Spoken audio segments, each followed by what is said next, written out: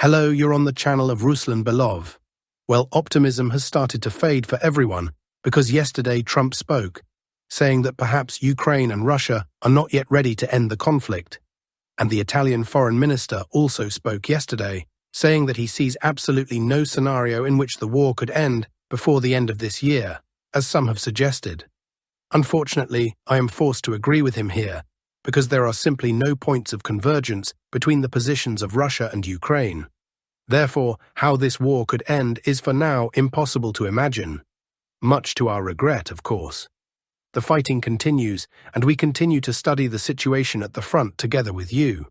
So friends, if yesterday we moved from south to north, today let's do the opposite.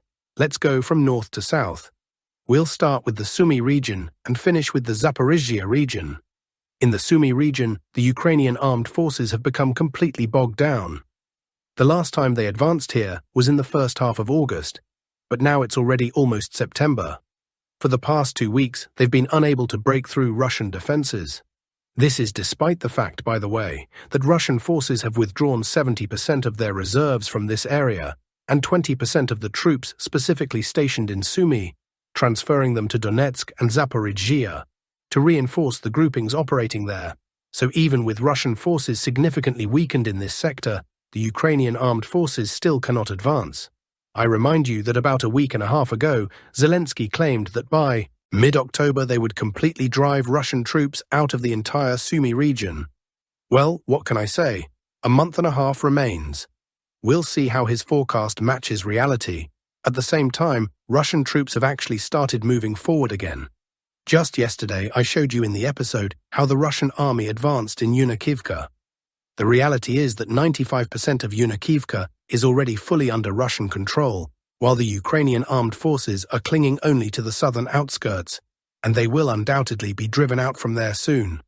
Overall, the situation in the Sumy region is much better now than it was a month ago. Back then, the Ukrainian armed forces were counter-attacking and achieving a number of successes. Now, the situation has stabilized. The Russian army is holding defensive positions here and even advancing at times. Now let's move to the Kharkiv region. What about advances here? In the Kharkiv region, there are 2 areas where the Russian army is moving forward. Actually, no, 3 areas. The first is the bridgehead near Milov, but progress here is very difficult and slow. The Russian army is basically stuck on the approaches to Katne and Ambane. They even tried to break into Ambane, but so far they have been unable to secure a foothold there.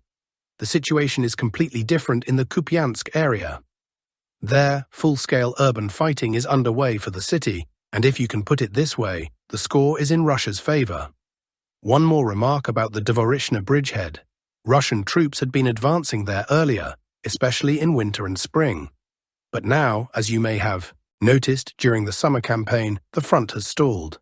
The guys on the ground, with whom I spoke just a couple of days ago, say the whole problem is, of course, the Oskil River. It's impossible to move equipment across it because the line of contact is too close to the river, and Ukrainian drones hit everything. So tasks here are being carried out, at least for now, only by infantry groups. And what can you achieve with infantry alone? That's why one soldier told me, if it weren't for the Oskil, Kupiansk would have fallen in just a couple of days. And you know, that's really true. Look at the configuration of the front, and all this has been achieved only by infantry, without equipment, on foot, you see. From the west, the city is de facto blocked. Yes, there are still 2 roads not physically cut off in the south. Ukrainian forces are trying to use them for supplies, troop rotations, and so on. But even so, Russian drones cover these roads. They hit them. It's just not possible to hit absolutely everything 100% yet. Inside the city itself, fighting continues. In the northern part, we have managed to gain a foothold and advance into the residential areas by almost 2 kilometers. Battles are ongoing. Given the current configuration of the front, it's clear that the Ukrainian armed forces will be forced to fall back, since their logistics and supplies are already disrupted. In recent days, fighting has also intensified in front of Borova, specifically near Borivska Andriivka. At the moment, the village is blocked from the east and the north. Now, Russian guys are trying to bypass it along this trajectory in order to then drive the Ukrainian forces out of the village and begin moving down directly toward the urban-type settlement. Overall, Kharkiv region in August is encouraging. Compared to previous months, there is a clear increase in activity here. The pace of advance has become noticeably stronger. At the same time, things are even worse, or I'd say significantly worse, for the Ukrainian armed forces further south in the Lyman direction. Here, Russian troops are pressing from all sides, from the central approaches to Chandriholov, from the direction of Kolodyazy, and now they've begun moving toward the village of Stavki.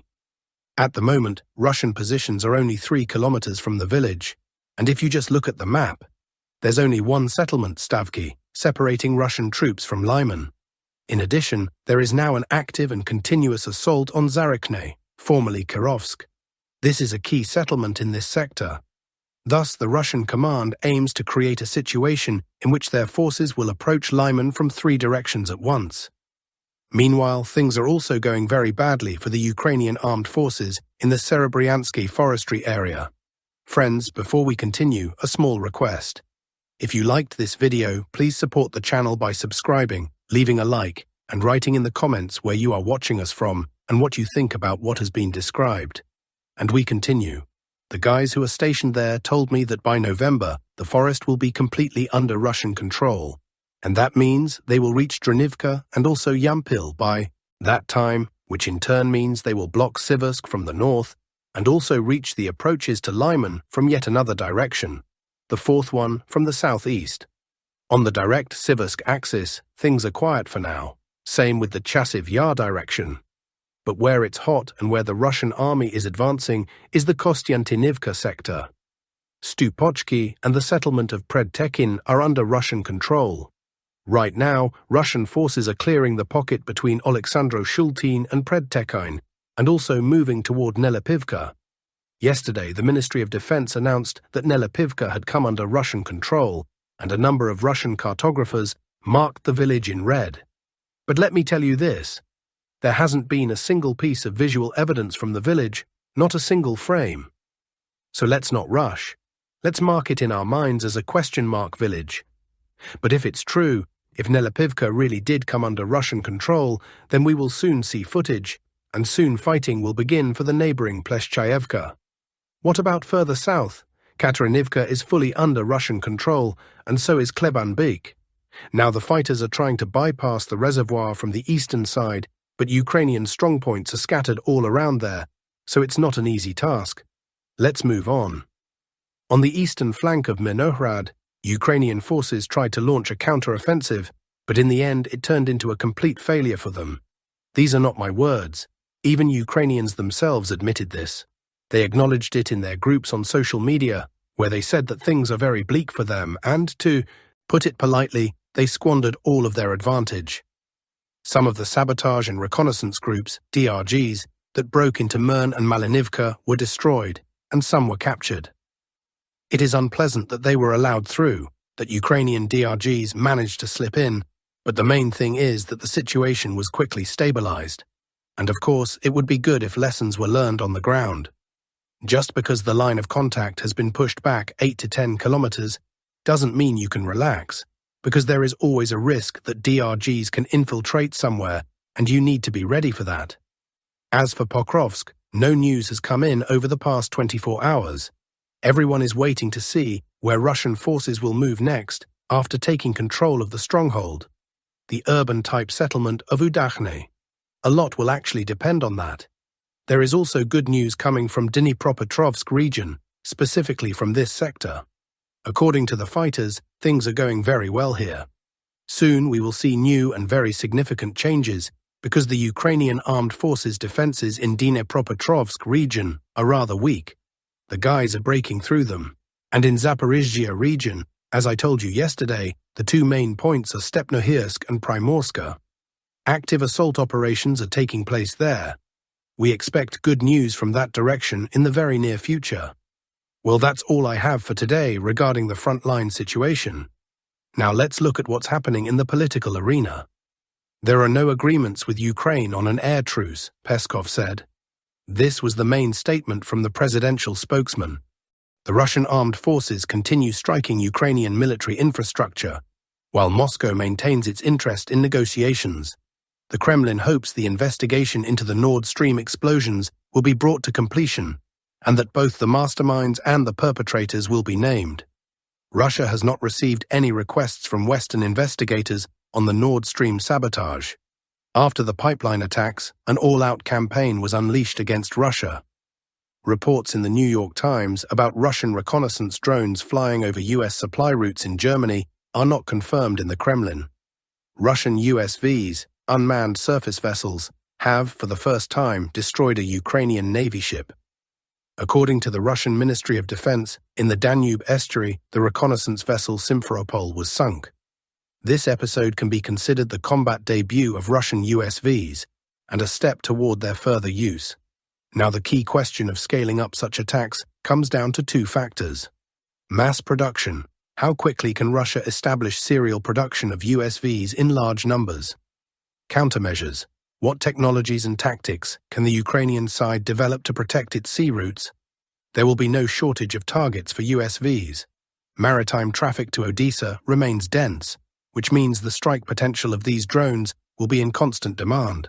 The successful use of Russia's maritime drones shifts the naval war into a new phase, where Russia can not only respond to attacks, but also launch its own. Meanwhile, Yermak's upcoming negotiations in the US will be tough, which means we are in for an interesting week, reports the Telegram channel Legitimy. He simply wants it all to end, almost no matter how. Many media outlets say he went there to negotiate over the territories the Ukrainian side has refused to cede. Trump is dissatisfied with Ukraine, writes The Atlantic. The US president has privately expressed his discontent with Zelensky and Europe, believing that their demands are unrealistic and that Ukraine must reconcile itself to the loss of some territory to end the war. Trump is also unhappy that his high-profile attempts at diplomacy have not succeeded. Russia has hardly retreated from its demands. Putin and Zelensky did not agree to a joint meeting, and the fighting does not seem to be nearing an end. Total confusion reigns, the publication notes. All sources reported that security guarantees for Ukraine have not yet been agreed upon and will be discussed in the US. North Korean leader Kim Jong-un will make his first visit to China in 6 years, reports Reuters. At the invitation of Chairman Xi Jinping, Kim will take part next week in a military parade dedicated to the 80th anniversary of the end of World War II. For Kim, this will be the largest multilateral diplomatic event in years. Guests of the parade will include 26 heads of state and government, including the Russian President and Indian Prime Minister Narendra Modi. Kim Jong-un will strengthen his global status as a leader, and Russia, North Korea, and China may discuss joint resistance to cooperation between South Korea, Japan, and the US, said Yang Mu-jin, head of the University of North Korean Studies. North Korea is under harsh international sanctions, which, according to experts, have largely lost their effectiveness amid growing economic, military, and political support from Russia and China. According to Italy's Corriere della Sera, the victory parade and the summit preceding it in China will be proof of the collapse of Western hegemony. US Treasury Secretary Scott Bessent called Russia's frozen assets a bargaining chip on the table in negotiations over Ukraine. What do you want to see happen with those 300 billion euros of Russian assets currently held in European banks? I know they're frozen, and the EU has said it will use the interest from that money to rebuild Ukraine. But shouldn't all that money go to Ukraine's reconstruction to ensure Putin never regains access to it? I think it's all part of negotiations with President Putin, so I don't believe we should confiscate them immediately. It's a bargaining chip on the table during the larger negotiation process, and we'll see whether part or all of the funds go toward Ukraine's recovery. 3.31 trillion. France's catastrophic national debt, writes Daily Mail. France is facing a staggering debt explosion of 3.31 trillion and may soon be forced to seek humiliating help from the IMF. The situation is worsened by the possibility that the French government could be dismissed within weeks after Prime Minister François Bayrou announced he would seek a vote of confidence in Parliament. The looming economic crisis has become a humiliation for President Emmanuel Macron, who once called himself the Mozart of finance. The explosive growth of debt will be disastrous for the economy, which hasn't had a budget surplus since 1974, said Olivier Blanchard, former IMF chief economist for France. According to French party leader Nicolas Dupont-Aignan, the main threat to France is not Russia, but the collapse of its economy. Trump's advisor cannot understand why India has not stopped buying Russian oil. Peter Navarro stated that India could reduce US tariffs by 25% as soon as tomorrow if it stopped importing oil from Russia. The trade advisor expressed bewilderment that this has not yet happened. According to him, because of New Delhi's actions, everyone in America loses: factories, jobs, high wages, while the Indians behave arrogantly. Modi is a great leader, India is a mature democracy, and smart people are at the helm, Navarro said, but while looking us straight in the eye, they say they're not going to stop buying Russian oil. Navarro added that Washington will continue to press India and China to halt their imports of Russian energy resources.